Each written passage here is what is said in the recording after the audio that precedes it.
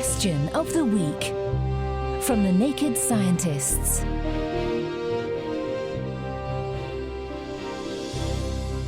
Hello and welcome. I'm Phil Sansom, and this week I'll be computing this question from listener Ellie. How do zip files work on my computer?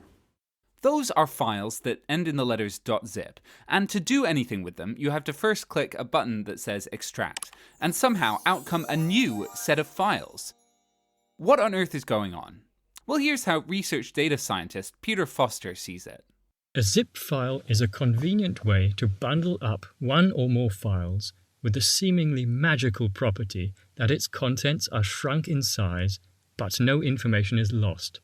The zip file ends up requiring fewer bytes of storage space compared to the files that we can extract from it. In this sense, zip files are all about data compression. Without lovely compression, we could be drowning in data.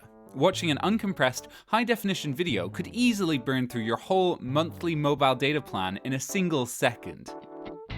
But thanks to compression, watching YouTube on your phone could still leave gigabytes to spare. And this isn't just for computers. We all use our own kind of data compression when we use text speak, for example, acronyms and abbreviations to shorten our messages. This works if the recipient knows the meaning behind the text speak.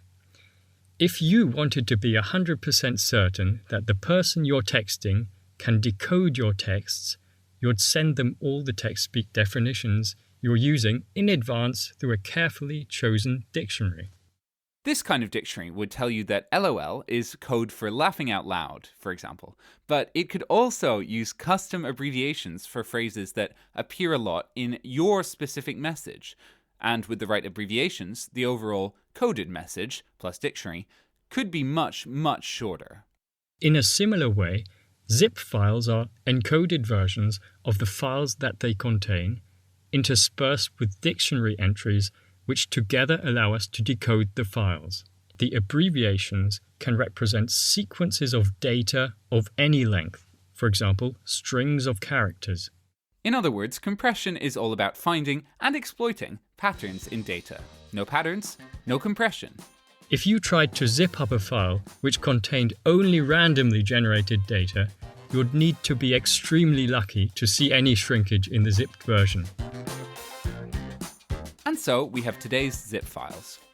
By the way, the zip file is an example of lossless data compression, which simply means without loss of information, but it's also worth mentioning that there are other types of compression which are lossy, like JPEG for images or MP3 for audio.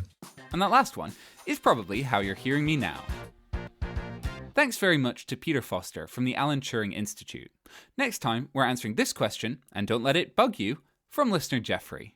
We've had a cold and snowy winter, and I've had to shovel my driveway every few days. We had a fly in our house, and I was curious if it survived the cold somehow or recently hatched. What do flies do in winter? If you can answer this question, come on over to our forum, nakedscientists.com/forum. Or if you'd like to ask a question of your own, email chris@nakedscientists.com. I've been Phil Sansom, and until next time, take care and goodbye.